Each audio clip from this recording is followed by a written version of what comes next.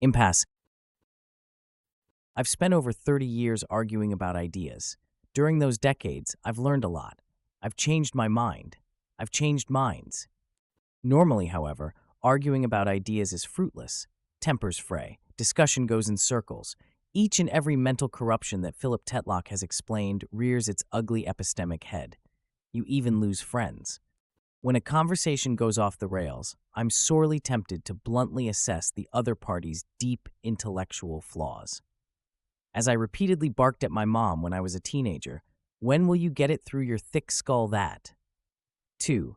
You don't have to master Dale Carnegie's How to Win Friends and Influence People to predict the results. The other party typically has the temerity to bluntly assess my deep intellectual flaws, which in turn sparks an even more unpleasant, fruitless, and potentially friendship-ending exchange. The wise approach to fruitless argument, rather, is to politely disengage. Yet how can you do this without counterproductively moving the conversation from bad to worse? The classic move is to make one last point, then terminate the conversation. Again, you don't have to master Carnegie to predict the results.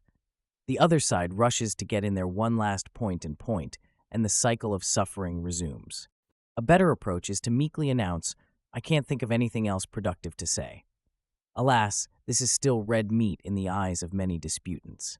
Aha, so you can't even answer my brilliant arguments. Typical. The best ejector button I've discovered so far is a single word: impasse. You can stretch it out to, "I fear we've reached an impasse," but even that provides a handhold for the other party to say, "Oh, we've reached an impasse, eh? Speak for yourself." When you say impasse and stop talking, the conversation swiftly ends. The other side won't like it, but at this point, you should meet further taunts with a silent shrug. While this might spawn a grudge, it's less likely to do so than further wasted words. Admittedly, if your real goal is to manipulate the other party into purging you, your best bet is probably agree and amplify. But if that's your goal, you have no need of my help. November 9th, 2020.